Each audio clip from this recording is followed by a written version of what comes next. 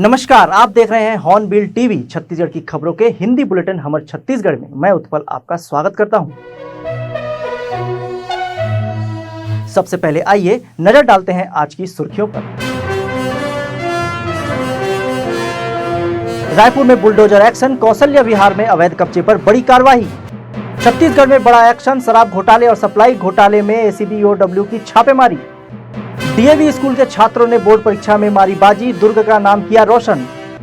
समाधान शिविर में ग्रामीणों ने की शराब दुकान खोलने की अनोखी मांग, विधायक भी रह गए हैरान। नगपुरा में सुशासन तिहार समाधान शिविर का सफल आयोजन, 4000 से अधिक शिकायतों का हुआ निराकरण। मुख्य समाचारों के बाद अब खबरें विस्तार से। राजधानी रायपुर के कौशल्या विहार में आज सुबह जिला प्रशासन और नगर निगम के अवैध कब्जों पर बड़ा बुलडोजर एक्शन चलाया गया। आरडीए की 20 एकड़ जमीन पर अवैध प्लॉटिंग कर बनाए गए 30 से अधिक मकानों को ध्वस्त किया गया। कार्रवाई में आधा दर्जन से ज्यादा बुलडोजर तैनात रहे। मौके पर भारी पुलिस बल और एसडीएम भी मौजूद रहे। विरोध के बीच भी निगम की कार्रवाई जारी रही। प्रशासन ने स्पष्ट किया कि अवैध निर्माण करने वालों के खिलाफ एफआईआर दर्ज की जाएगी। छत्तीसगढ़ में करीब 2000 करोड़ के शराब घोटाले में एसीबी और ईओडब्ल्यू ने शनिवार की सुबह बड़ी कार्रवाई की। सुकमा और दंतेवाड़ा जिलों में पूर्व आबकारी मंत्री कवासी लखमा के करीबियों के ठिकानों पर छापा मारा गया। तोंगपाल सहित कई स्थानों पर टीमों ने दस्तावेज खंगाले। वहीं अंबिकापुर में बड़े कपड़ा व्यापारी और सरकारी सप्लायर अशोक अग्रवाल और मुकेश अग्रवाल के घर पीएसीबी की टीम ने सुबह 6 बजे दबिश दी। दोनों पर करीब 150 करोड़ रुपए की सप्लाई घोटाले का आरोप है।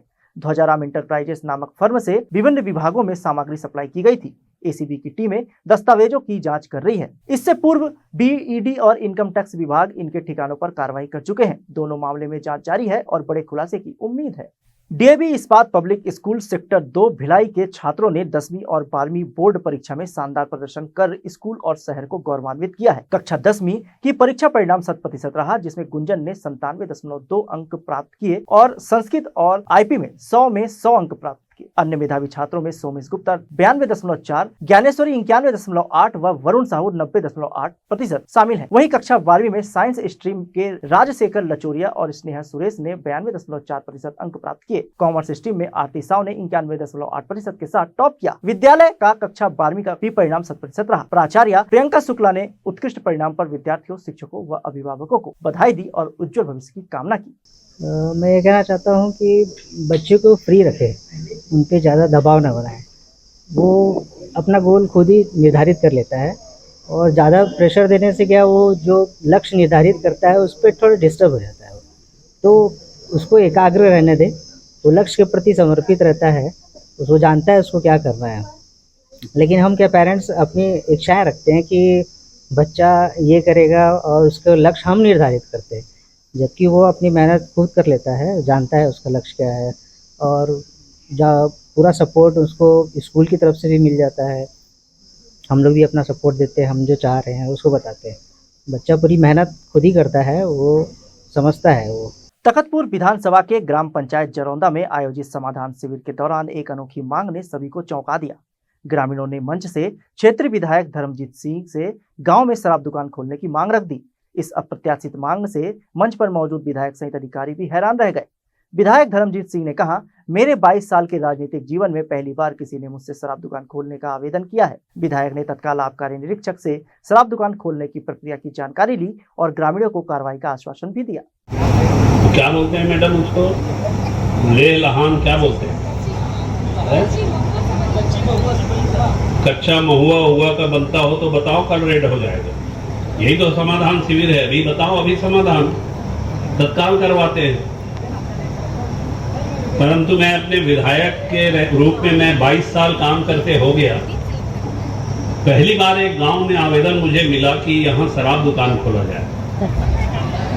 आज तक के मेरे को कभी कोई नहीं दिया था, पर मुझे एक आवेदन मिला कि शराब दुकान खोला जाए। मैं मैडम से बोला कि भाई खुलवा दो, गांव वाले बोल रहे हैं खुल रहा है ना।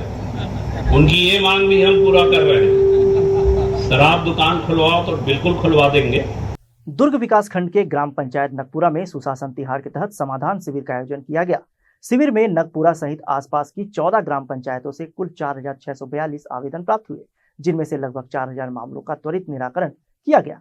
जनपद पंचायत दुर्ग के सीओ रुपेश पांडे ने बताया कि अधिकांश आवेदन प्रधानमंत्री आवास योजना, स्वच्छ भारत मिशन, पेंशन और राशन कार्ड से संबंधित थे। कार्यक्रम में दुर्ग ग्रामीण विधायक ललित चंद्राकर द्वारा हितग्राहियों को आवास योजना की स्वीकृति पत्र, राशन कार्ड और 8 लोगों को ड्राइविंग लाइसेंस वितरित किए गए। महिला एवं बाल विकास विभाग द्वारा गर्भवती महिलाओं की गोद भराई की रस्म भी निभाई गई। विधायक चंद्राकर ने कहा कि केंद्र और राज्य सरकार की योजनाएं अब जमीनी हकीकत बन रही है। शिविर में बड़ी संख्या में ग्रामीण, जनप्रतिनिधि और प्रशासनिक अधिकारी उपस्थित रहे। लगातार देख रहे हैं आप, हमारे चुनाव के समय जब हम चुनाव में गए, जनता के बीच में, गांव में, शहर में, हमारी पार्टी की घोषणा पत्र, संकल्प पत्र में भी था कि हम जब हमारी सरकार आएगी, हम जनता के बीच में जाएंगे और जनता की जो समस्या है वहीं जाके हम उस समस्या को, उनकी मांग को, उनकी शिकायत को वहीं हम दूर करेंगे।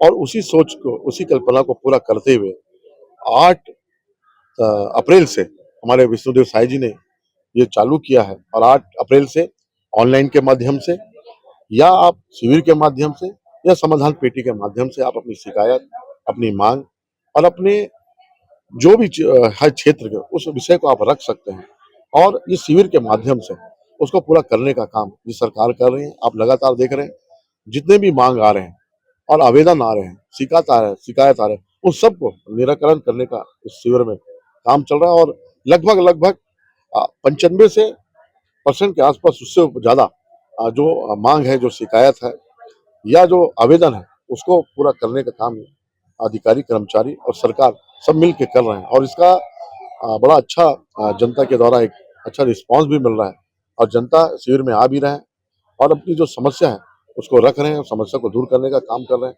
मांग है उसको भी पूरा करने का काम कर रहे हैं और शिकायत है उसको भी, शिकायत को सुनकर उसको ठीक करने का काम ये सरकार कर रही है। मुख्यतः इसमें प्रधानमंत्री आवास और महतारी वंदन और ऐसे पेंशन और इस प्रकार के प्रकरण इसमें ज्यादा आ रहे हैं और लगभग 2.0 में सरकार ने भी इसी मैदान में शिवराज जी चौहान आए थे और केंद्रीय आवास मंत्री और कृषि मंत्री अपने घोषणा में किए थे कि हम जितने भी जो पुराने जो कुछ जो विषय था, वो चाहे 2.5 एकड़ का सिंचित जमीन हो, 5 एकड़ सिंचित जमीन हो या 15,000 रुपये अगर उनको कमाई हो या अन्य ऐसे इस प्रकार के जो भी हो, उन सबको भी पात्रता मानते हुए सभी को कच्चे मकान जो छाने उनको पक्का मकान बना के सरकार देगी और सर्वे अभी चल रहा है और 2.0 के में इन सभी ऐसे हितग्राहियों को जिनका कच्चा मकान है उन सबको पक्का मकान देने का सरकार ये काम करेगी।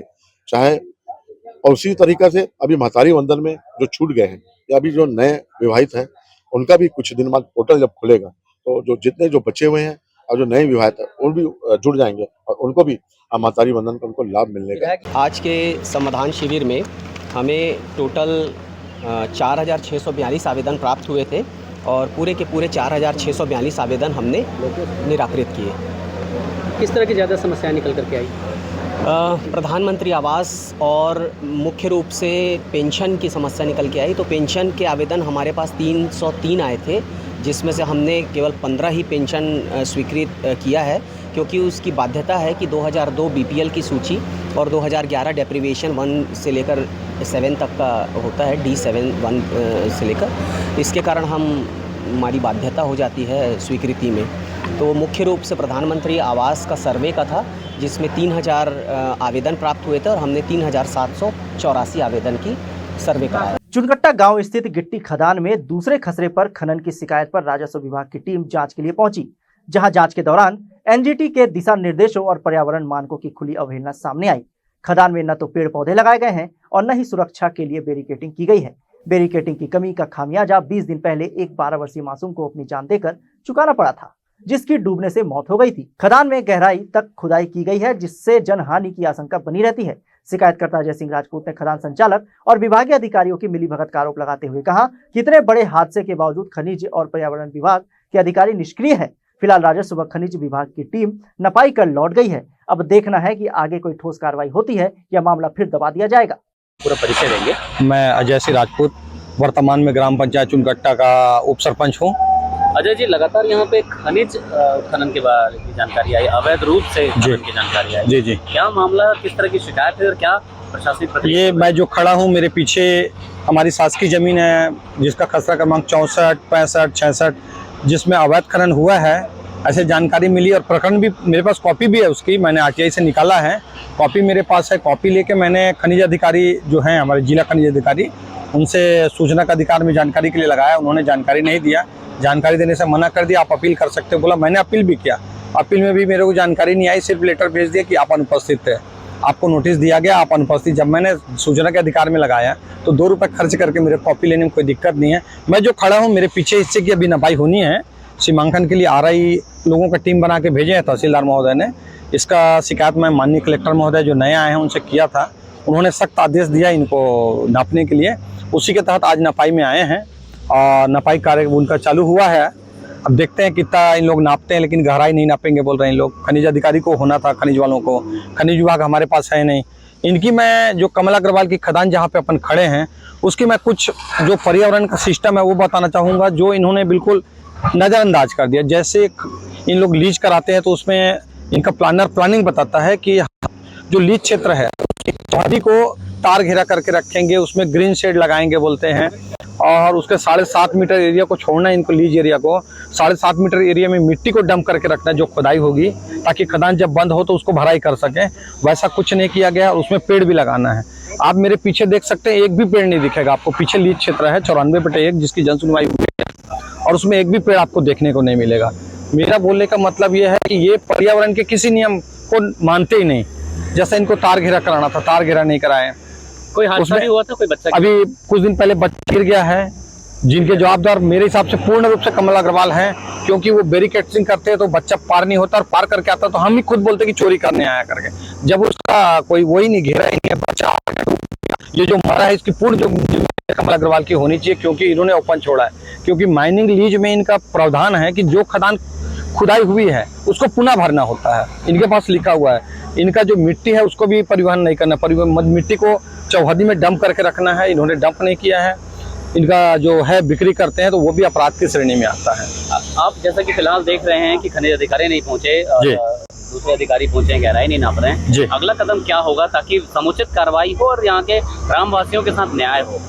न्याय के लिए मेरे को हाई कोर्ट जाना पड़ेगा। मैं उनको बोला हूँ, आप मेरे को इसका आप जो कर सीमांकन का वो देंगे, सीमांकन रिपोर्ट देंगे, पंचनामा रिपोर्ट देंगे और फीड बुक देंगे, जिसमें चौहदी दर्शाएंगे कि कहाँ कहाँ का एरिया इनका लीज एरिया है। जैसे इनको सूचना बोर्ड लगानी चाहिए कि मेरे इसी से, अभी आप देखेंगे आपको सूचना बोर्ड नहीं मिलेगा, सूचना बोर्ड लिखना चाहिए, इनको लीज अवधि लिखना चाहिए, अपना जो इनका लीज एरिया है उसकी जानकारी लिखनी चाहिए कि इतने बट्टे पे लीज है करके। अभी मैं उनसे पूछूंगा कहाँ कहाँ लीज है तो बता नहीं पाएंगे। जो हिसाब से कितने शासकीय जमीन पे अवैध ये अब नापने पे क्लियर होगा। इससे पहले एक प्रकरण बना 2023 में। अंदाजतन कितना जमीन जो इन लोग खोदे हैं, कम से कम 1 आध करोड़ रुपए का तो फाइन होगा ही, इनको कम से कम होना चाहिए, होगा।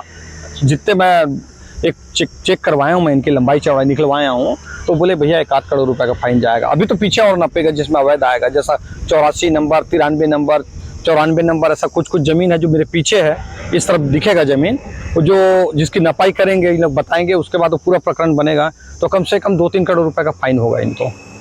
पुराने आपराधिक मामलों में फरार चल रहे आरोपियों की धरपकड़ के लिए दुर्ग पुलिस ने ऑपरेशन विश्वास नामक एक विशेष अभियान की शुरुआत की है। गुरुवार रात शुरू हुए इस अभियान में एक ही रात में 250 से अधिक वारंटियों को गिरफ्तार किया गया, जो अब तक की सबसे बड़ी कार्रवाई मानी जा रही है। यह कार्रवाई दुर्ग और भिलाई के शहरी व ग्रामीण थाना क्षेत्रों में योजनाबद्ध तरीके से की गई। एएसपी अभिषेक झा ने बताया, यह अभियान जनता में कानून व्यवस्था को लेकर विश्वास बढ़ाने और लंबे समय से फरार अपराधियों को पकड़ने के लिए चलाया गया है। गिरफ्तार आरोपियों की अब पहचान और कानूनी प्रक्रिया पूरी की जा रही है। उन्होंने यह भी कहा कि यह सिर्फ शुरुआत है, आगे भी ऐसे अभियान लगातार जारी रहेंगे ताकि अपराधियों में भय और जनता में सुरक्षा का भाव बना रहे। जितने भी फरार वारंटी थे, स्थायी वारंट और गिरफ्तारी वारंटी जो हमारे पास थे, उनको पकड़ने के लिए एक अभियान एसएसपी सर के द्वारा चलाया गया है, जिसका नाम विश्वास, ऑपरेशन विश्वास है। इसका मूल उद्देश्य है जो आम शहरी जो लोग हैं उनके मन में एक विश्वास पैदा करना और सुरक्षा की भावना प्रदान करना, और जो बुरे लोग हैं, जो बदमाश किस्म के लोग हैं, उनके मन में भय प्रदान करना। तो इस उद्देश्य को लेकर अभियान कल रात से लगातार चला है। इस दौरान 250 से अधिक जो वारंटी है उसको पकड़ने में हमको सफलता प्राप्त हुई है। रिसाली के कृष्णा टॉकीज रोड पर एक बड़े कॉम्प्लेक्स का निर्माण कार्य तेजी से जारी है, लेकिन सुरक्षा मानकों की पूरी तरह अनदेखी की जा रही है।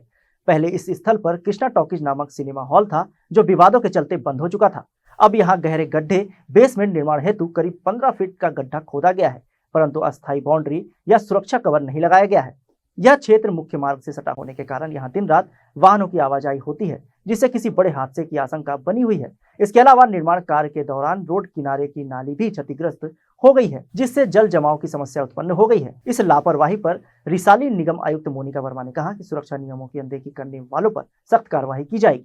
जब भी किसी प्रकार का निर्माण कार्य होता है तो छोटे आवासीय जो निर्माण है उसमें तो उतनी आवश्यकता नहीं होती है, लेकिन एक बड़े निर्माण कार्य जहाँ जो ग्राउंड में जो बेस वर्क भी होता है, गड्ढे बड़े बनते हैं या डस्ट ज़्यादा उड़ने का चांस रहता है बड़े कंस्ट्रक्शन में, उसमें एक तो आपको सेफ्टी रखना पड़ता है कि किसी प्रकार का कुछ एक्सीडेंट ना हो।